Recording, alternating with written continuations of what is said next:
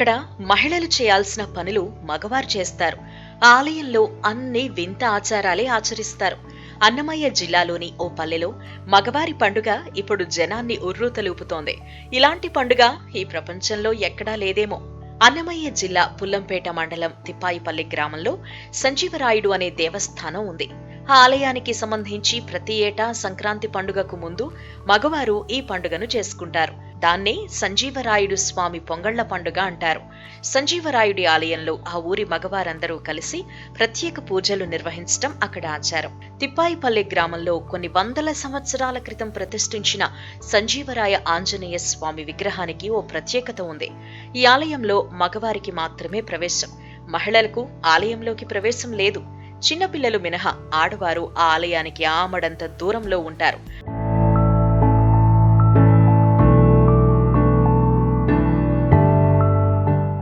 సంక్రాంతి పండుగకు ముందు జరిగే ఈ మగవారి పండుగలో భాగంగా సంజీవరాయుడికి మగవారు మాత్రమే పొంగళ్లు పెడతారు. ఆడవారు పొంగళ్లు పెట్టి చేయాల్సిన పనులను అక్కడ మగవాళ్లు చేస్తారు.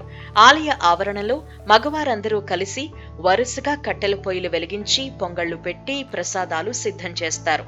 ఆ ప్రసాదాలతో పాటు బెల్లం, లడ్డు, చక్కెర, కొబ్బరి అన్ని ప్రసాదాలను కలిపి స్వామివారికి నైవేద్యంగా సమర్పిస్తారు.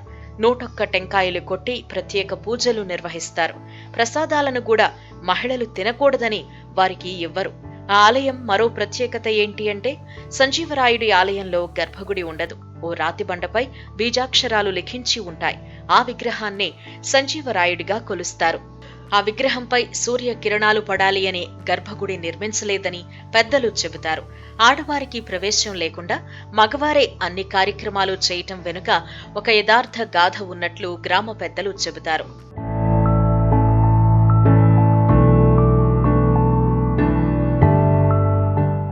సంజీవరాయుడి ఆలయ చరిత్రకు సంబంధించి పూర్వం ఒక కథ ఉంది. ఒక వృద్ధుడు ఆలయంలోకి వచ్చి కొన్ని మాసాలు నివసించాడట. ఆ సమయంలో ఆ వృద్ధుడు అన్న పానీయాలు మగవారిస్తేనే తీసుకునేవాడట. ఆడవారిస్తే తీసుకునేవాడు కాదని, ఈ విధంగా కొన్ని మాసాల తర్వాత ఆ వృద్ధుడు తిప్పాయిపల్లె గ్రామంలో ఆంజనేయ స్వామి విగ్రహాన్ని ప్రతిష్ఠించి ఆ విగ్రహానికి సంజీవరాయ అనే నామకరణం చేసి అక్కడి గ్రామ పూర్వీకులకు కొన్ని పద్ధతులను సూచించి ఆ తరువాత కనుమరుగయ్యాడట.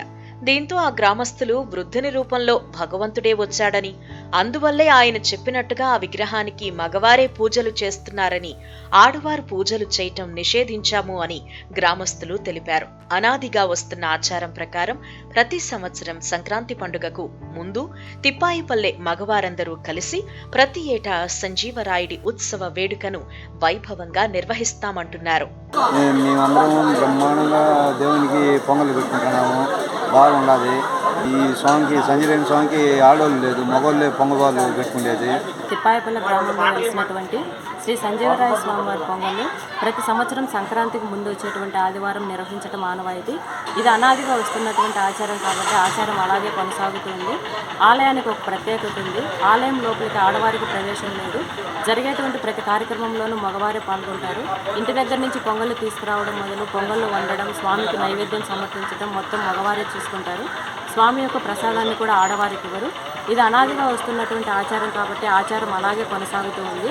ఈ ప్రాంతం నుంచి ఇతర ప్రాంతాలకు వచ్చి స్థిరపడినటువంటి వారు కూడా ఈరోజు ఖచ్చితంగా వచ్చి స్వామివారిని దర్శించుకుంటూ ఉంటారు. మేము సంక్రాంతి పండుగ కంటే కూడా ఈరోజు అత్యంత వైభవంగా జరుపుకుంటాం.